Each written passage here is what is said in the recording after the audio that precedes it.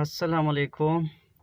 زه تاسو ته نن د 70 د کلچ د اجسټمنټ طریقه ښیم چې یاره دا کلچ جس وکړي او بیا هم کلچ نیولی دی او موټرسایکل مخکې ځي، نو دا څه مسله کیدی شي. راځئ زه تاسو ته نن په دې ویډیو کې مکمل طریقه ښیم. دا کلچ جس دی دا به مکمل را کولاو کوي، دا دوه پیچونه به کولاو کوي. ځینو باندې چورس لګېدلي او بعضې باندې الکي لګېدلي.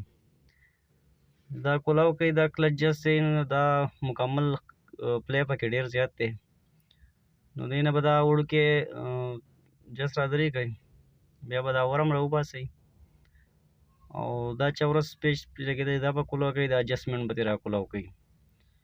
نو دې کې به وګورئ چې څه مسله ده. نو تاسو یې نه ګوره په دې کې دا کم کټ ځګونه چې دي دا ښکاري، دا دننه ځګی به هم وګورئ چې دا سلور دا پیس چې دی دا یې خوړلی نه دی. نو دغه زیاتر نه خرابېږي، خو زیاتر دا اجسټمنټ خرابېږي. په دې کې تاسو وینئ چې دې کې ډیمیج شوی دی، دا ځګونه کم دي، دا جوړ شوي دي. دا ځګونه دا ګوره تاسو ته ښکاري، دا ځګی یې خوړلی دی، دا لاندې ځګونه دا هم خوړلي دي. نو کله چې دا جوړ شي نو بیا کلچ صحیح کار نه کوي. دا کوم پتری پې دا پاسه لګېدلی دا یې هم خوړلی دی، دا دواړه دې دغه شان لګېدلي په دې طریقه باندې. نو دا ځګونه دې چلیږي نو دا خوړلي دي.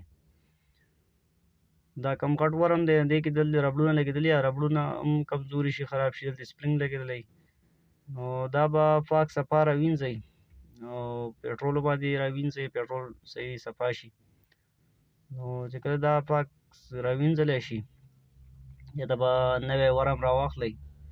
اټلسون ډوله ښکلي اوریجنل ورمونه میلاوېږي، نورې کمپنۍ نه پکې هم میلاوېږي، خو دا ډېر زبردسته کمپني ده، ښه دی. دا ګوره نوی او زوړ له تاسو په خپله وینئ، دا اوس نه نوی دی. دې کې کوم دګې ډولونه چې شوي دا پکې نشته. دې ته وګورئ دا نه، دې یو کې دا ډولونه دي دا او په دې یو کې نشته، دا بلکل دا نوی دی، صفحې سبا برابر دی. نو دا به راولئ، دا به واپس په هم په دغې طریقه ولګوئ. دا چورس پیچ به پې ټیټ کړئ. په دې کې بیا دلته یو وړوکی پیچ لګېدلی، هغه به هم وروسته اجسټمنټ دپاره ولګوئ. دا ورم به راولئ، دا به غوړ کړئ، خمیزدار بریز پوره کړئ. دلته به دا سپرینګ هم ور واچوئ، دا ورم به ور دننه کوئ. دې سپرینګ دغه پیچ سوري کې دا څوکه به ور دننه کوئ چې دا پاتې نه شي. دا به پیچکس باندې بیا دغه شان رابره کوئ او ډېر په اسانه طریقې سره ورځي. په دې کې دا وړوکی کټر به ولګوئ چې دا ورم چې دا بار ته نه وځي.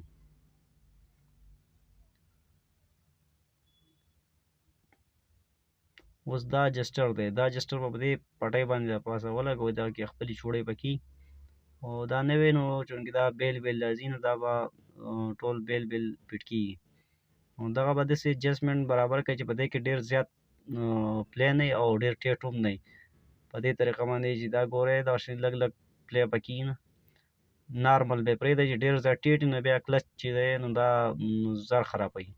نو د دې اجسټمنټ د وجې نه دا موټرسایکل چې دی دا کلچ زر خرابوي، کمزوری کوي. دا کله چې اجسټمنټ په دې پسې دا غواړي او جس ونه کړي نو دا کلچ زر کمزوری کوي. دا اوس وګورئ دې کې پلی ختم شو، اول ډېر زیات پلی پکې و، اوس دا معمولي پلی پکې. دا اوس د دې کلچ رسیله به سره هم ګریس یا موبلین څه ورکوي. موبلین صحیح دي، موبلین اخلي، موبلین به ورله ورکوي، خمیزدار غوړ شي.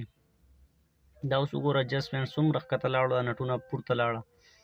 دا چې کله خراب شي دا نټونه په ښکته ځي او دا رسي بره راځي، نو بیا جس پکې نه کېږي. دا اوس وګوره دې کې پلی ختم شو، اوس په ډېر زبردست کار کوي. نه لیور هم واپس خپل ځای څخه ټیټ ځي، دا به واپس پسې دا خپل کور بند کوي. دا چورس پیچونه به پرې ولګوئ. دا بس اوس اوکی شو.